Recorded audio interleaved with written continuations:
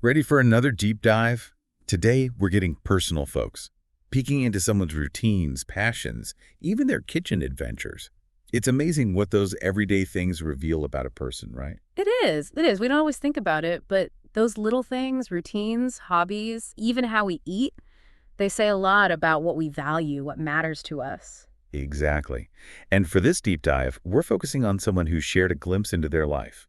They start with their morning routine and, wow, it sounds so peaceful. Totally. Like they wake up slowly, spend some time on their phone, do their skincare, then head downstairs for, coffee, tea, or matcha. It's like the opposite of those rushed mornings so many of us have. Right. It really makes you think, what if we all started our days with that kind of intention? Right. Like putting ourselves first, taking it slow.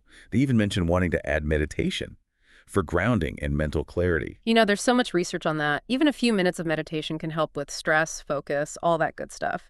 It's fascinating how they're actively trying to improve their mental well-being through their routine. And it's not just about adding new things. They also talked about how their routine has changed over time.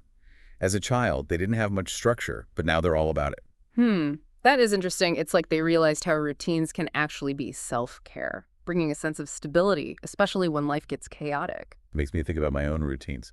I used to resist them, thought they were too rigid, but now, honestly, I kind of crave that predictability. What about you? Routines, helpful or a hassle? I tend to do better with routines, helps me stay organized, focused, and not feel so overwhelmed. But I also think it's good to be flexible, not be afraid to mix things up when needed. It's all about balance. Totally agree. It's your routine. It should work for you, not the other way around. Yeah. Speaking of balance, this person's love for flowers, it really stood out. They go beyond just liking them. It's like genuine appreciation for the variety, the colors, everything from roses to tulips. Yeah, their enthusiasm is contagious. And it's not just the looks. They also mention how important flowers are in their culture as gifts. Birthdays, weddings, thank yous, even just between friends. It's like flowers have this special way of connecting people. And I have this thing for sunflowers. They've only ever seen pictures, but they're so curious about them. Like wanting to touch them, experience them in real life. Sunflowers do have that presence, don't they? Bright yellow, so tall, almost impossible to miss.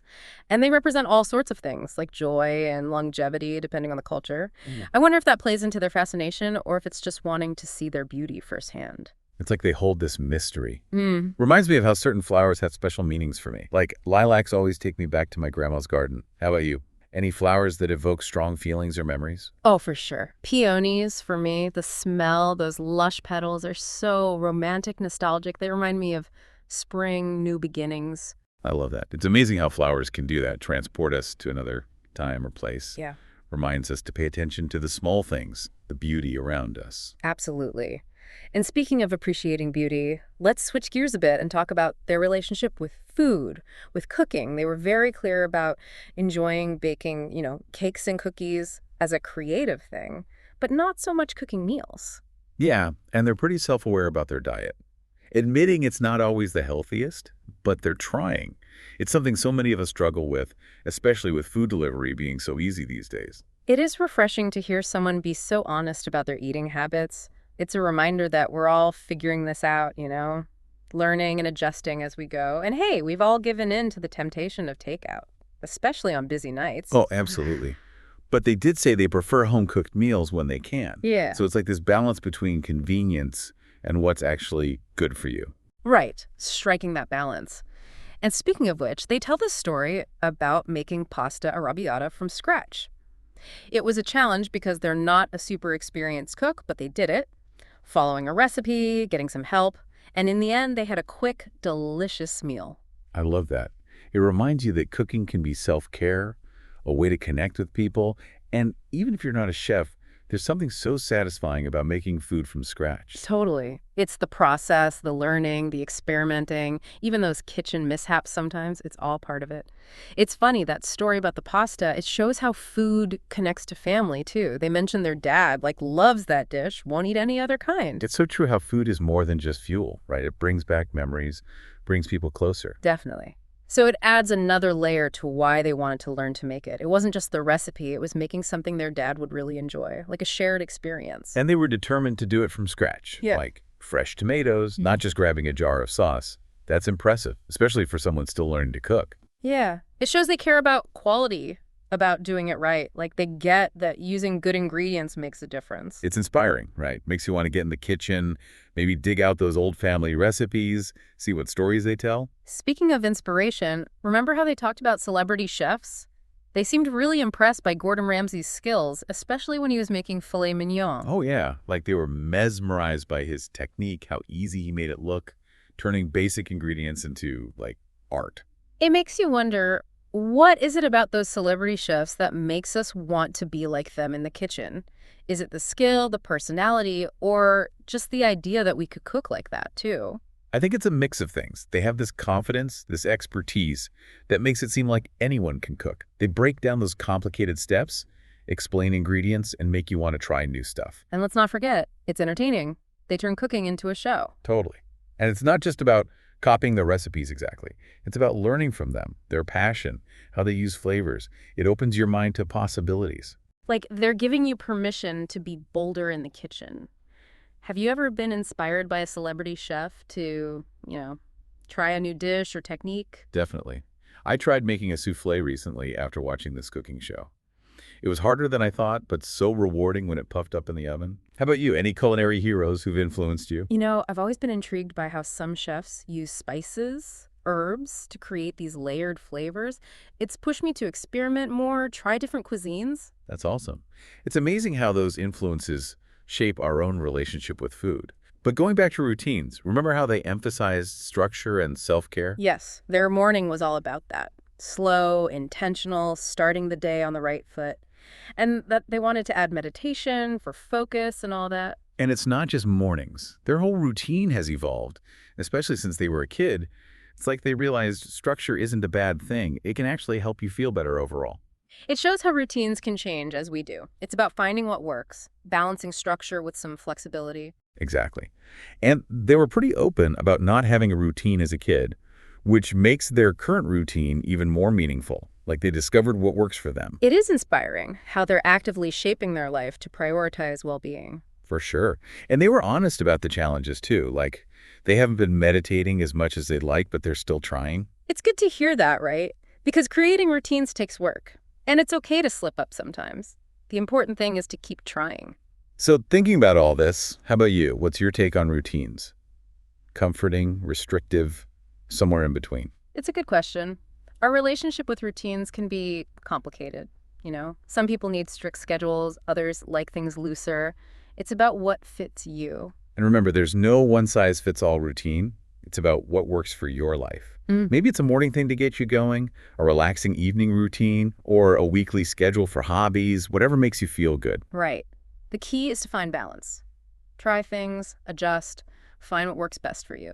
Now, before we finish up this deep dive, let's go back to those flowers for a minute. Remember how much the speaker loved them. Yeah. They really appreciated how many different kinds there are, all the colors, how beautiful they are, everything from simple roses to elegant tulips. And don't forget about their fascination with sunflowers.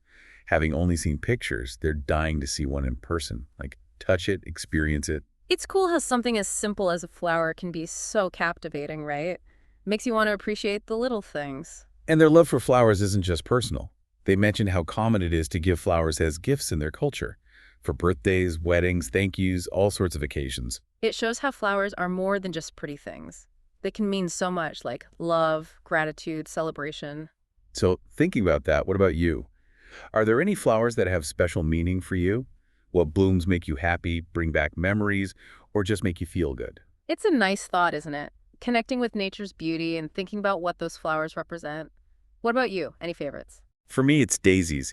They remind me of being a kid, playing outside, making those daisy chains. They're just so cheerful and simple. What about you? Any that come to mind? I like orchids, those intricate shapes, vibrant colors, and they last so long. To me, they symbolize elegance, resilience, things like that. That's a beautiful choice. Yeah. It's amazing how different flowers can evoke such different feelings and associations, isn't it? Okay, for our last bit of this deep dive, let's get back to food and cooking. Remember how they said they loved baking, but cooking meals, not so much? Yeah, and that kind of ties into how they feel about teaching kids to cook. They think it's really important, even though they didn't have much formal training themselves. Right, like they see the value in something they didn't have and want to make sure future generations do. Yeah. And they're pretty specific about where kids should learn, too. They Yeah. think it should be at home, not at school. Interesting. Why do you think that is? Well, they talk about having access to ingredients, Yeah. getting that one-on-one help from parents, like a more hands-on approach. Makes sense. That kind of environment where you can experiment and mess up without pressure could make someone really enjoy cooking, more so than, say, a classroom setting. It makes me think about how I used to watch my grandma in the kitchen all the time, just pick things up by being around her. It definitely made me more comfortable cooking and, appreciate food more.